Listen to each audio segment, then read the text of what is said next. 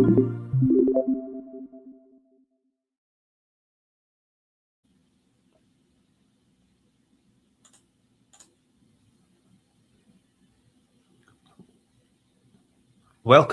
everybody. Today we have Uli Johansson, our friend from open source community, OWASP community, SciConDX community, and many, many more communities. Very valuable contributor to cybersecurity industry. Uli have been in this industry for more than 39 years. He has his company Edwina 39 years and 1 month. Congratulations, Uli, for that big milestone. You're also founder of SBOM Europe group, right?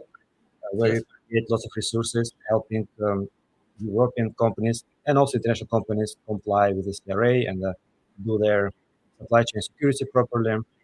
And I've watched a couple of your live presentation at OWASP events at this foundation, and I'm very proud to have you here to be your co-host at this event today. Without further ado, I would like to give you the floor, Oli. Thank you. So, welcome everyone. I started this journey a while ago while working as a consultant in a company that creates products, what we now in CRA terminology call products with digital electronic environments. And we had this issue with log4shell, and we got into discussions about what to do. And the big problem with the log4j incident was really not the actual issue itself. It was that we had no control over our IT systems. We didn't know where it found. So I was called into multiple meetings. As an open source developer, I got a lot of different calls, mails, requests for information. So the big cost with log4j was really try to find out if we are affected, if our IT systems is at risk. And the question now is, almost 5 years later, are we ready? Are we in a better state if this happens again? Because it will happen. We just don't know when and where. Do we have more transparency in our systems? So let's talk about what we're doing, what the industry is working on, because log4j led to regulation. Log4j meant that, and a lot of other things as well. In Sweden, where I live, we had a lot of ransomware. We had grocery stores that were closed down for more than a week. The costs were really high. So in the union, they felt that we have to do something. The users can't protect themselves. They haven't got the necessary skills. The manufacturers really have no commercial reason to add cybersecurity to their products because customers buy them anyway, both consumers and businesses. The only way to sort this out was by applying regulation. And we are being regulated. Service providers have NIS2, we have the Product Liability Directive, banks have DORA. We have so many different things. But the new big change that will affect everyone that produces software and sells to the EU market is the Cyber Resilience Act. And the first step is coming in within a few months, in September this year. And the next step in December 2027. And I've been working with software all my life. I imported software. I developed commercial software. I've been in open source. I love software, but we've never been regulated before. This change is huge. It not only changed technology, we have to apply encryption in more places. We have to add more protection to our equipment on our service software or mobile apps. But it affects how we work with software. It affects the knowledge we need to develop and sell software, and it affects the business models. And it's not only regulation. we are under pressure. There's so much happening. We have cybercrime. We have the situation global in the world, which is fairly new to all of us. We're waking up that there are attacks happening all the time, and we need to have resilience. And on top of all of that, what we've seen in the open source world is AI. We've probably seen it outside as well, but we see AI analyzing our code and finding issues, really good, important issues, security issues that we need to fix. And this is just the starting point. So we have a problem where the cost of finding a vulnerability in software has gone down dramatically. But the cost of mitigating it is still at the same level. So there's an unbalance, there's pressure, and we need to have more resilience in it. So let's take a quick look at the Cyber Resilience Act. The main idea is to protect the user that can't really control this themselves, and make the manufacturer, responsible for cybersecurity, for protecting the users. The change in the balance by legislation. And this affects everything from toys to electronic toothbrushes, door entrance systems, server applications, mobile apps, software in cars, trucks, just about anything with software that hasn't got other regulation. So medical devices have their own regulations, the actual car, the operations of a car on public roadways have their own regulation, and there are a few other ones. But the vast majority of products with digital content, products that communicate somehow with the outside world, will be regulated. And the task here is to protect society from cybercrime and lower the cost. And I don't want to put blame on manufacturers. I mean, they have to optimize their business models and sell more, gain market share, protect their margins. That's fine. No one has stopped them. No one has required cybersecurity. No one has really been using their buying power to get better products. So that's fine. But the only way I believe this can be fixed is the legislation, and that is definitely coming. So, sorry. The first part of this is to realize that the manufacturer will be responsible, or actually the entity that brings a product to the EU market. This could be a distributor or a reseller. And it doesn't matter where they are. It's the fact that they're selling something to the European Union market that matters. So this is, from that point of view, a worldwide regulation. One important part of this is that you need security by design. You can't add security as a layer at the end of the product development cycle. It has to be in there from start. And the configuration has to be secure by default. That means that any settings in the product that's delivered has to have maximum security. Users may turn it off, but the manufacturer needs to deliver with full security in their systems or applications. One important thing that also affects the business model of a lot of manufacturers is the free security updates. The customer has the right during the product's lifetime to free security updates, but they also give manufacturers an obligation to keep users informed about vulnerabilities that may affect them, about incidents, and the need for updating or the need for implementing some other, disabling a function in the product, fixing something in your firewall, your broadband router, or whatever protection you have, while they work on fixing this. This is an extension of the well-known CE mark that we have and everyone understands, we had it for many years in electrical products that we use. It's self-certification. In most cases, there are small range of products where you have third-party certification requirements.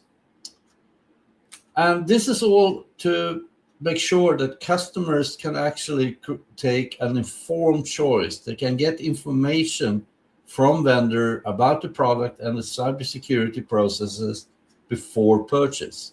Insight before purchase is a real important clause here. I said it earlier, but some things need to be repeated. It's not only manufacturer, it's the entity that brings a product to the market. And I had a discussion earlier today about app stores in various products, in NAS servers or in cars. Well, the owner of that app store, the one that provides it, brings product to the European market. If I download something in the app store of my network attached storage, that vendor is responsible for whatever I bring in. If that's not CE marked, they have the responsibility. Oli, do you Yes. mean that App Store, like Apple App Store or Google's Play Store, they will be responsible? It's their responsibility to ensure that all those apps are compliant? Now, Apple and Google have a large amount of lawyers. I'm not really worried about them. They will make sure that all the apps that are distributed within EU are CE marked by the actual manufacturer. Otherwise, they will be responsible, and I don't think they want to be. But I don't think systems like my network attached storage, or if you build something with OpenWRT that has a huge third-party app store, much like a Debian system, that they understand that they will be responsible. So the mobile app stores, they will have requirements on all upstream vendors. It will be interesting to see that change when it comes. Right. But if you provide a platform like your NAS storage, if they have some plugins, integrations that you can expand that capability, that product becomes store, a platform for more tools, like in WordPress. WordPress open source project, but actually you can download and install more modules in it, plugins, and suddenly you're like App Store. Yep. So all those cases are interesting. A while ago, I saw that Docker now have some kind of third-party application provisioning within the Docker desktop client. And they probably need to look into what they're doing there, because it's commercial software now.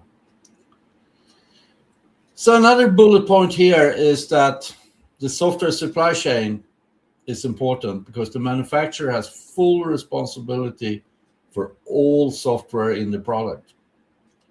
Regardless if it's commercial or open source, it's still the manufacturer that is in control and has the responsibility to make the user secure.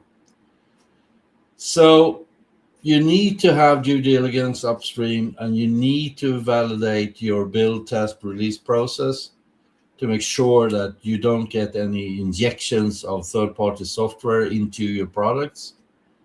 You also need to be able to verify how a system was built, how a software was built many years afterwards. So we will need software attestations as well. CRA, like many of the other new legislations, is risk-based. So while there is a list of possible mitigations in the actual law, which I think is funny, it shouldn't be in the law text of the law, you don't have to take that as a control list. If your product and you decide that we have this kind of risk level, here's the various threats we have in our threat model, you apply the mitigations needed for that level of risk. So you don't need full extreme cyber protection for a fairly simple product, but you still need cyber protection. And the text in the CRA makes it very clear that even what you think are simple products for home use, toys or other things can be used to break into more important systems. So everyone needs cybersecurity, but you may not need full DOS attack prevention in smaller things, right? So it's risk-based, and you do the mitigations. And you need to have these documents available. You need to document your risk analysis, your threat model, and your plan for mitigations of the risks you see, and keep that documentation for many years for each release. Now, the first version of CRA really affected open source badly because the Commission didn't separate open source and commercial software, and that led to a lot of problems, and a few projects closed down because they didn't want to be affected by the CRA. They didn't want the liability. But in the actual law text that was released as law, it's much, much better. Basically, in most cases, open source have no liability. We have no risk of getting fines. We have two different roles. We have the open source code and project, but the Commission also defined a new role, open source software steward, in order to protect the various foundations and legal entities that support open source projects. Otherwise, these were in risk at being seen as manufacturers and have the fines and the risk associated with that. But there is some stuff here. They really want to secure all software. They want to make sure that open source, which is a really important part of the EU sovereignty plans, are in a good shape, and that they work with security. So they have a wish list. They strongly urge open source to work with security, to have SBOMs, to have a security policy, to have a coordinated vulnerability disclosure process, and so on. But there's no requirement, there's no fines if it doesn't work that way. So if you create an open source hobby project just for fun, there's no risk of you ever getting authorities over you. They may, if someone commercially use your software for reasons you have no idea of, they may ask you a few questions in a very nice way, but you have no risk. Oli? Yes? So it means that the way how open source contributors are treated also will evolve, because so far these are volunteers that are doing stuff for fun or in free time. But now if companies that are making money over by using those components will depend on them, and when they need help, probably they will be more motivated to support them financially as well. I really wish that will happen, and we're working for it in the open source community, because there are a few things. The manufacturer, if they find a security issue in the open source, by law, they have to forward that to the open source project. And if they fix it, they have to forward the patch to the open source project. So that's kind of important. But as you say, if someone starts using open source code, they as a manufacturer have full responsibility. So either now they employ people that understands the source code and can manage it, or they make sure that the open source project have the resources needed. And we're really hoping that will happen, that the open source projects, we can find ways of making them stronger, and possibly in some cases where the open source component is really strategic, maybe provide funding upstream to open source projects. And that's something we haven't seen much of in the history. So we're hoping that the CRA will be an incentive to make open source in Europe stronger. We'll see what happens. Now, the software bill of materials is, if you listen to presentations like this, you understand that as a manufacturer, you're responsible for all the building blocks in your product. And the way to capture the building blocks and create a an inventory, that's the SBOM, right? That's the tool we have in the industry to actually map the building blocks and the dependencies between them. Because if you add a library in your product, that library properly depends upon a few other libraries or tools in order to work. So you bring in one thing and you get 10 or 15 or 100 different components in your Lego puzzle. So the software bill of materials is a requirement here. You need a software bill of materials internally if the authorities ask you. They will look for it for every single version of your product. And this is for them to actually understand what the problem can be if there's an incident. They want to have the insight. They want to have the transparency. There's no requirement to provide customers with a software bill of materials, but I do believe many customers will ask for that because they need to prepare for log4j. They need to have the transparency and be able to figure out what they have in their IT systems. And the software bill of materials consists of both open source components and commercial components you use to build your product.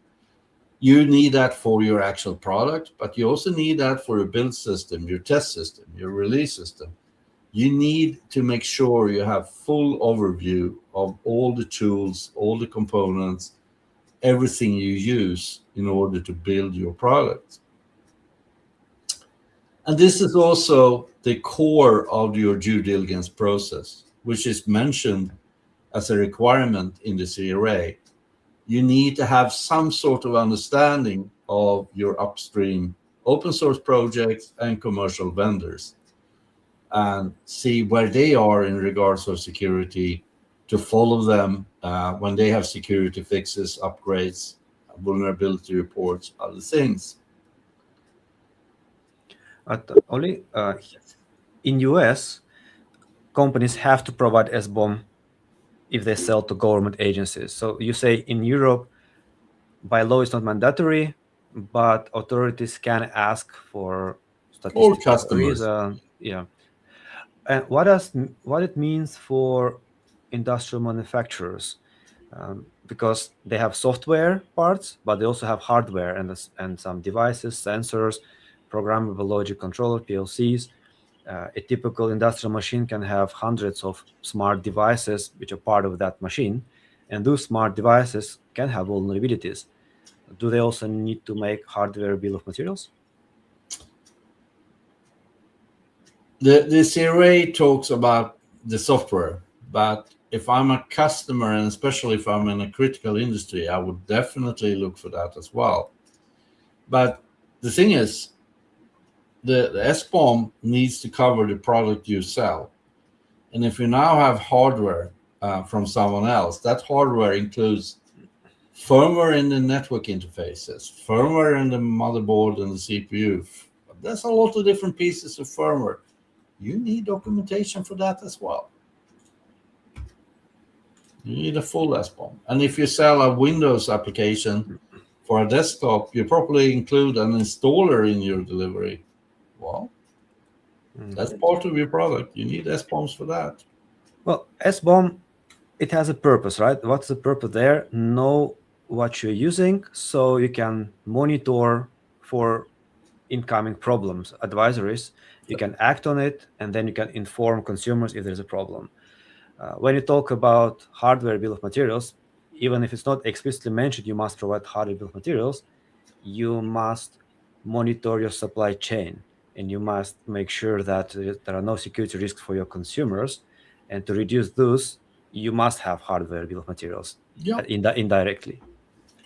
So the hardware bill of materials is interesting. As part of OWASP Cyclone DX, we of course have that. Another bill of materials that will be extremely important in the coming years is the crypto bill of materials, or the CBOM. So you can prepare for post-quantum crypto. So there are a family of bill of materials. And I don't even think we have time today to cover AI. But of course, we are working with AI and machine language bill of materials as well. Mm-hmm.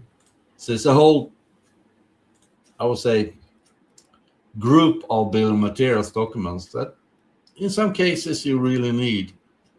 But right now in the CRA, we're trying to focus on the world of software and try to get the SBOMs up to a state where it works for license compliance, where it works for risk assessment, and where it works for vulnerability management as well.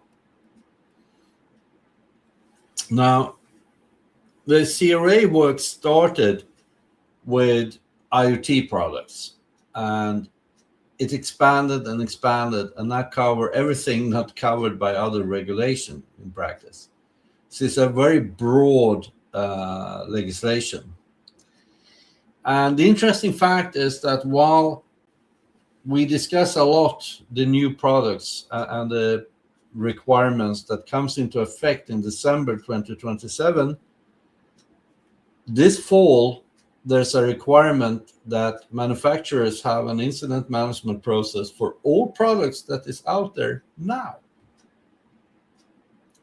So everything I have around me with digital communication, and by God, I have IP phones, I have drones, I have printers, all of that is covered by the incident reporting requirement, as well as incidents within the manufacturer's own IT infrastructure.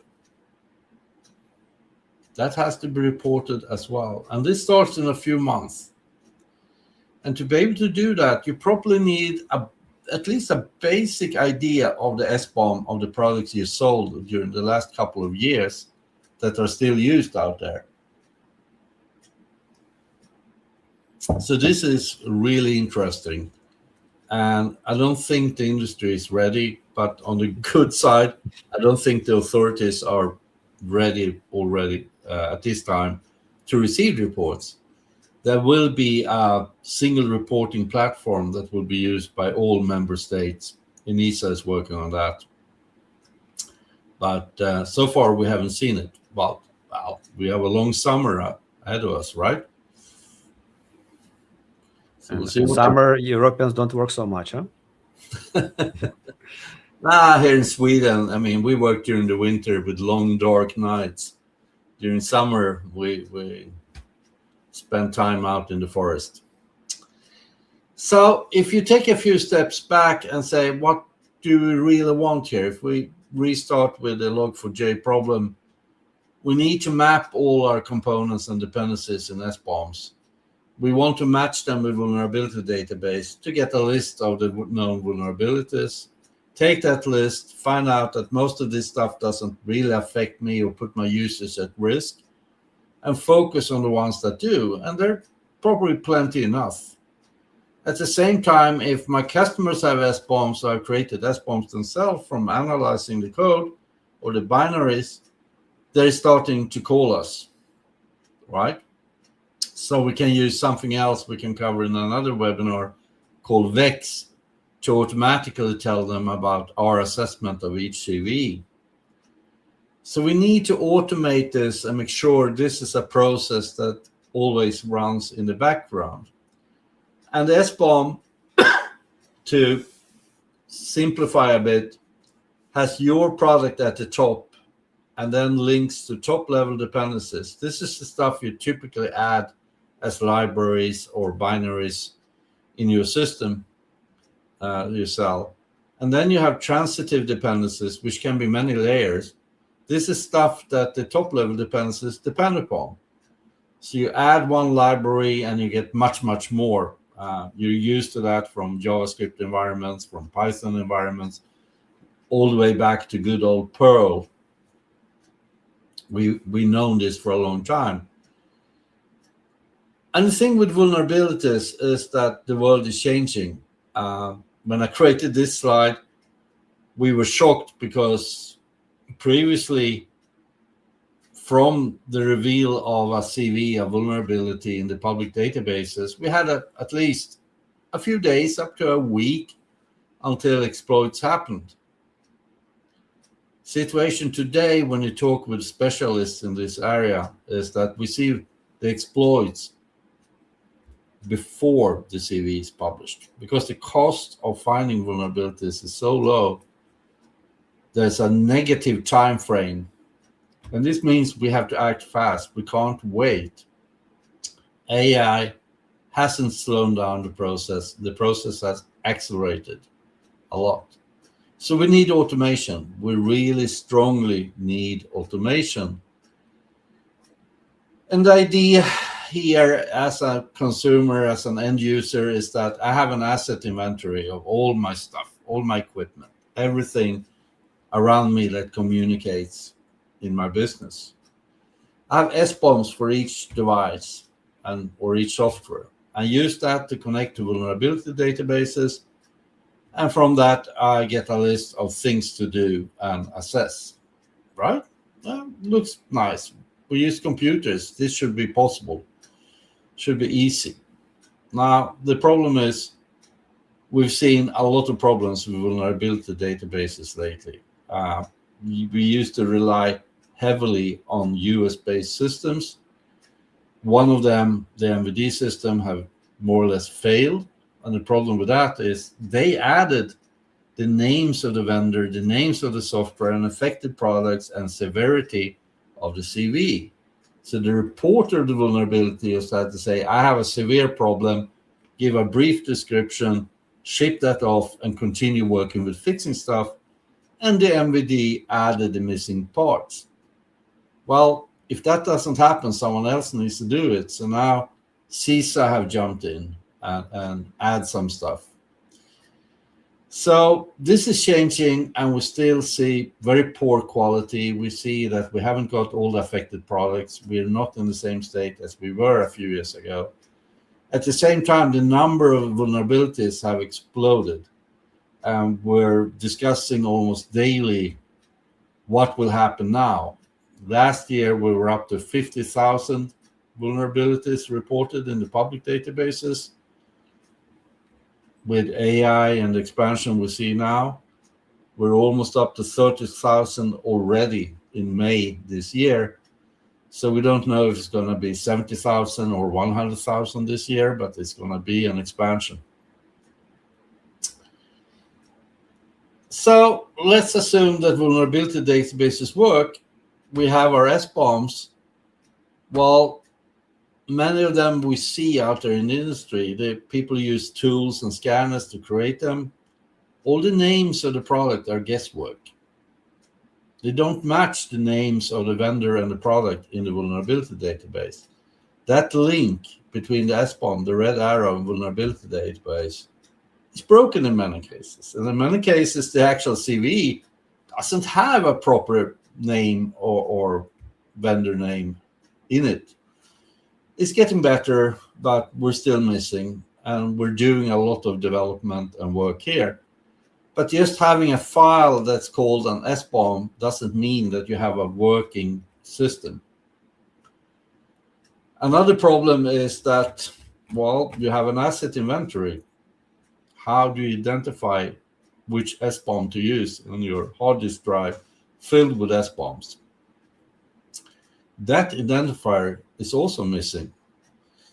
We've been having many meetings where people from hospitals in the US, because the medical industry have had this requirement for a long time, and they say, well, I have a disk drive of SBOMs, I have my asset inventory, I can't match them. Help. It's not very useful here. So we need this chain to work in order to produce a proper mitigation plan, in order to get the vulnerabilities in almost real time, because we have no time to wait. We need to fix the broken chain. So if this doesn't work, defenders can't defend, and we need to solve this, and we should do this together. I strongly believe in working together.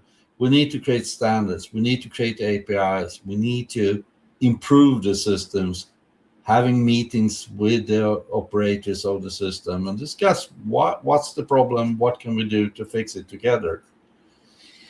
And we're doing that in OWASP, in Linux Foundation, OpenSSF, in Eclipse or CVG. And I'm going to introduce a few of the projects that is happening. Sorry. OWASP Cyclone DX is a flagship project within OWASP.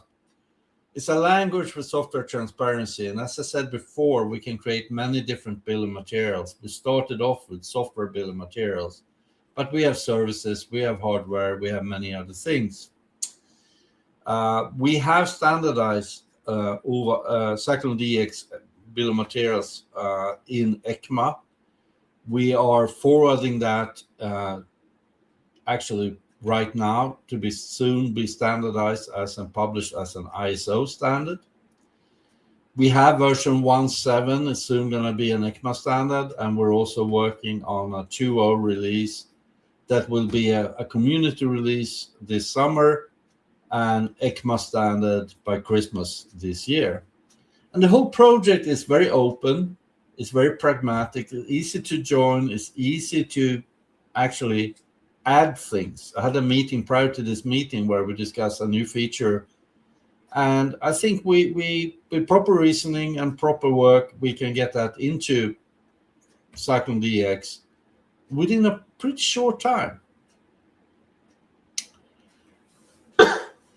Oli, and Yes. I think for those who are very new to the topic of supply chain security, SBOM, Cyclone DX is a great start. If you just go to cyclonedx.org, in the tools, you have lots of libraries that will help you creating SBOM files for whatever language you have. It covers almost all possible languages. Yep. Look around, lots of examples. This is the place to start, in my opinion. Absolutely. And we also have a lot of guides. We have guides for SBOMs. We have guides now also for AI bombs and crypto bombs. So they are a really good starting point, and they all exist on the Cyclone DX website, cyclonedx.org. One of the problems here is that since we need automation, we need real-time updates, we also need standards in order to get all these documents. We need SBOMs, we need VEX files, we need certificate of compliance with the CRA. We may need other documents as well. So we have a project within Cyclone DX called the Transparency Exchange API that will support both Cyclone DX and SPDX SBOMs. And this is automation. This is being able to download all the artifacts you need for software transparency, software and systems transparency to your systems. So you can actually monitor and see what's going on with all your third-party components, all your third-party devices that you have in your organization. This is heading for ECMA standardization by Christmas.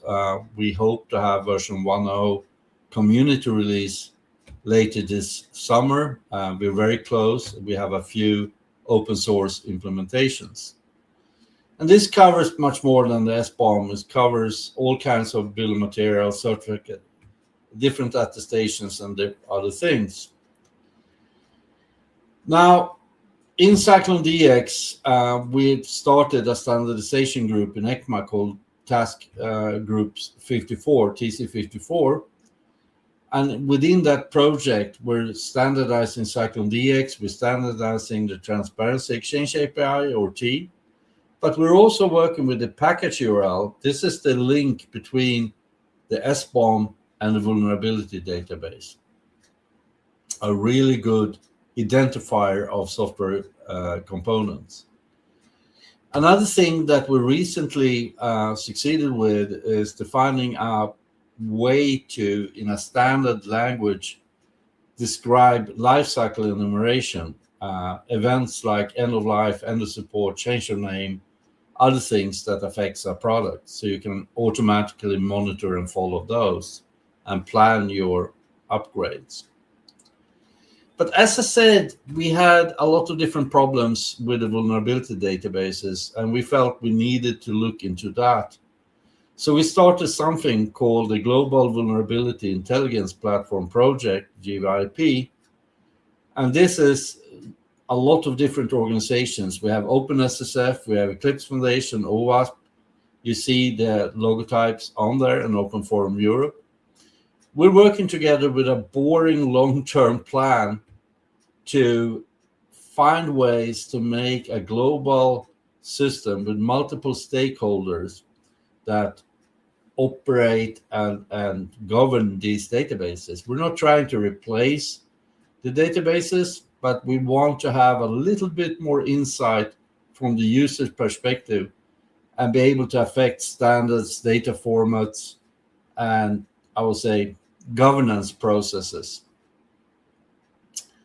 So these are many stakeholders working together, and we also have a community, a very strong community that have regular meetings.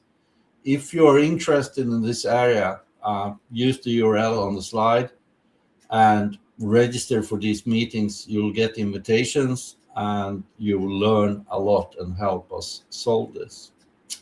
So let's take a few steps back and look at what's happening. I mentioned a lot about what we're doing in OWASP. And if we go back to the previous slide, you can see how the API, the bill of materials, the CLE, the Perl, and GVIP fits into this picture. We also have an open source software where you can upload all your SBOMs and monitor for vulnerabilities from many different databases called Dependency Track, which is a really good starting point on your journey. But other organizations that we work closely with are also doing a lot of things. OpenSSF, Open Source Security Foundation, produce CRA training material. They have their own SBOM standard. They have a lot of best practices document. They have software signing in Sigstore. It's a very interesting organization, and they do a lot of good work. We also have a working group for vulnerability disclosures that work with the vulnerability management platforms as well. The Open Regulatory Compliance Working Group is spearheaded by Eclipse Foundation, but consists of a lot of the open source foundations, ranging from Apache to Perl to PHP to Erlang, as well as some commercial entities, typically the open source program offices, OSPOs. So we have created an enormous, fantastic CRA FAQ you can find online. We're working now closely with due diligence, with software attestations, and also training material that will be publicly available. So this is a working group, a neutral forum where we work a lot with issues related to the CRA, and we have close cooperation with ENISA, with the EU Commission. We are on the CRA experts group to give feedback and have interactive discussions to discuss how we should actually form the practice of the law together with the open source perspective on our behalf. I want to emphasize that we're working on the free trainings. We have 2 first classes that will be launched fairly soon in a training platform.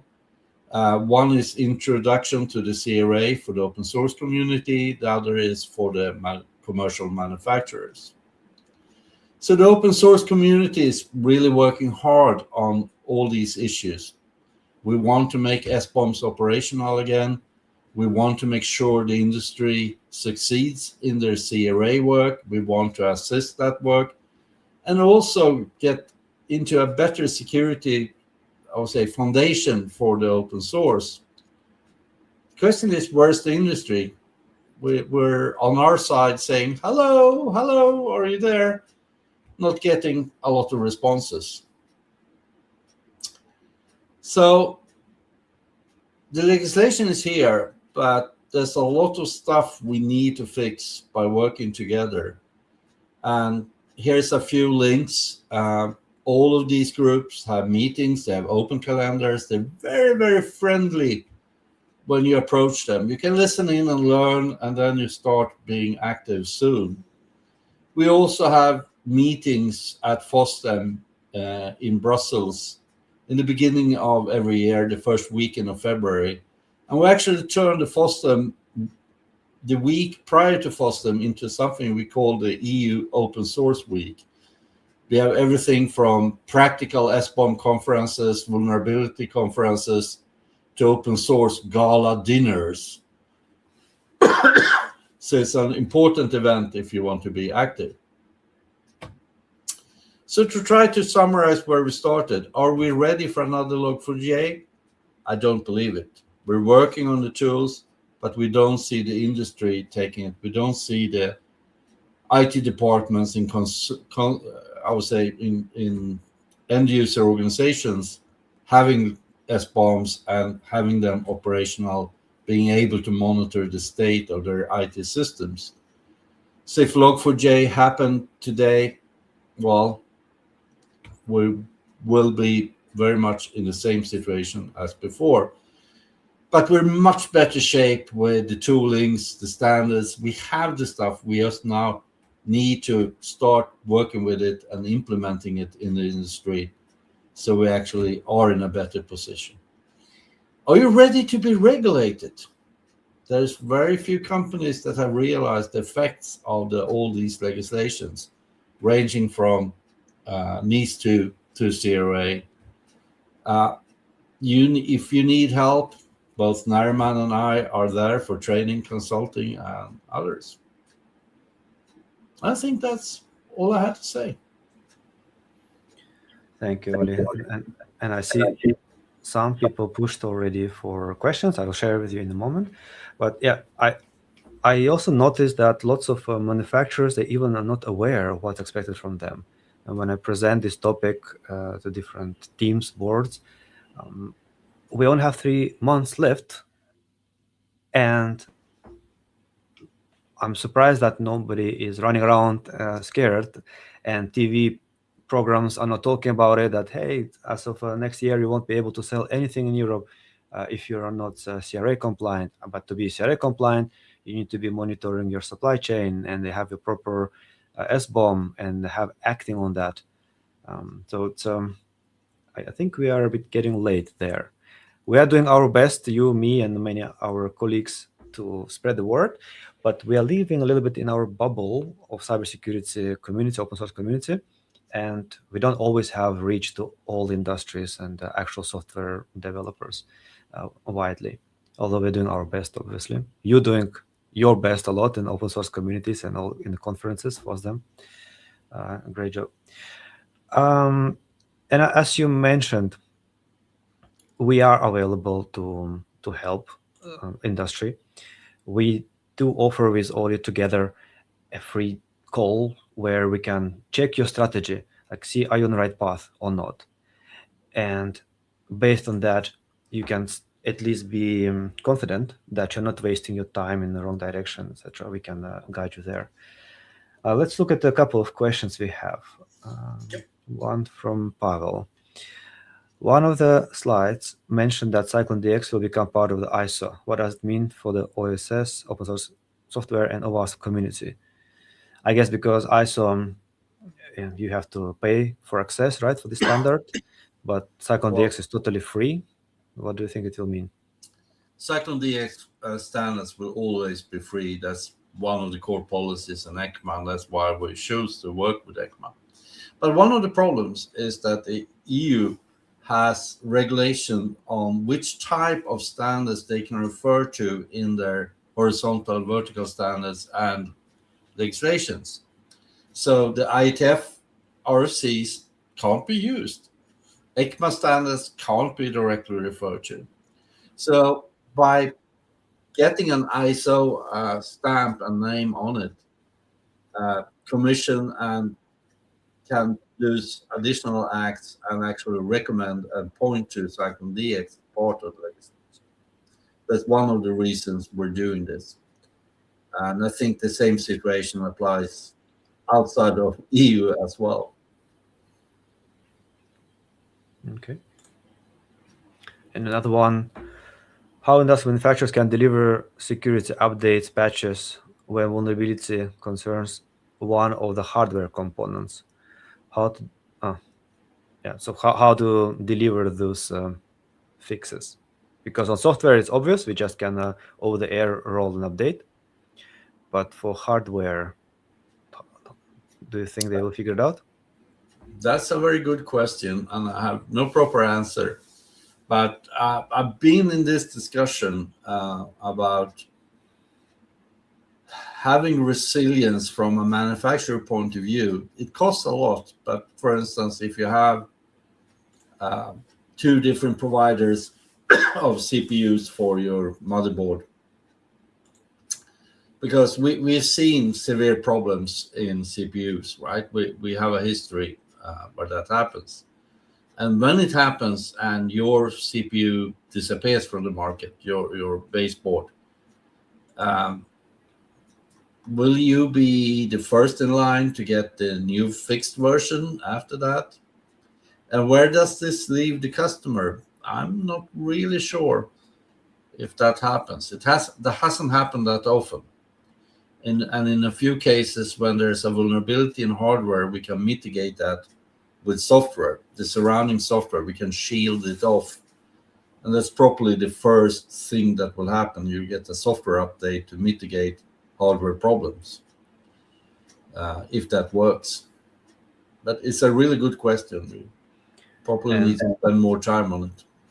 yeah, and it can be complicated because law says you must make security hotfixes available for 5 years, but you cannot deliver an update to all your hardware customers. It's just too expensive. It's like for cars when they pull back the cars for fixes in the thousands. It's a huge cost for manufacturers. But while talking about that, we had something called the Radio Electronics Directive, which affects all products with an antenna and radio communication. Mhm. For that, they recently added something called the Red Delegated Act, which includes cybersecurity for these products. So they are already Mhm. under a legislation that requires cybersecurity. Doesn't mean that we have seen anything. I recently bought solar panels and stuff for my cottage, and there's so many radios involved, and the vendors had no idea. So uh, that part, the cybersecurity directive for the radio electronics directive, will be replaced by the CRA in December next year. So we'll have one legislation for all products. But the hardware issue, yeah, that's certainly interesting. Thank you for the question. I'm sorry, I haven't got really good answers. Mm. And I see a second part of the question: how to do product risk assessment. It's a very generic question, but CRA say that you must define your security requirements based on the risk of the product. I usually tell that you should do threat modeling as part of that risk assessment. How do you see that? So where do we start? If I have a product now with digital components and I want to start by defining my security controls and risks, where do I start? First, you have to do risk assessment every time you modify the product. So this will be a process. And I believe you have to start somewhere. It won't be perfect.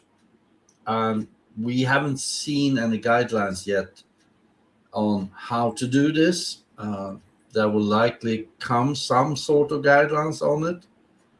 But the important thing is to not think of the risk assessment and threat models and all of that as a one-time thing when you launch a product and you're done.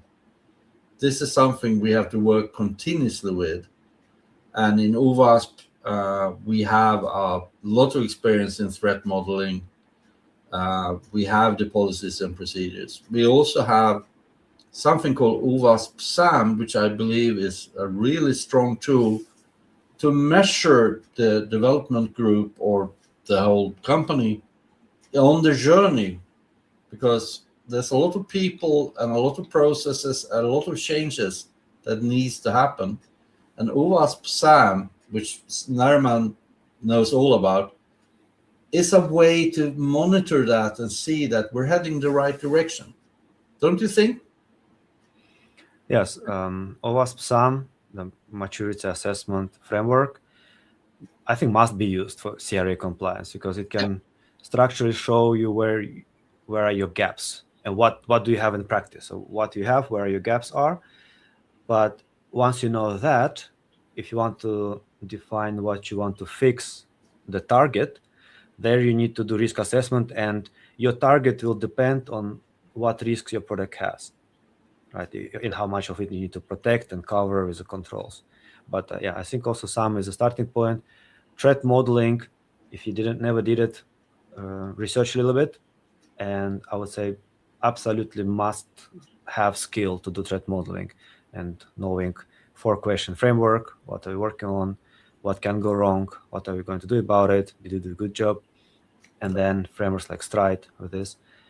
These are the tools you're going to be using when you prepare. And I think this is a very good time to mention our conference in Vienna this summer, OWASP AppSec Global in Vienna at the end of June. This is the place to be if you want to learn about threat modeling, OWASP SAM, vulnerability management, SBOMs, all of application security.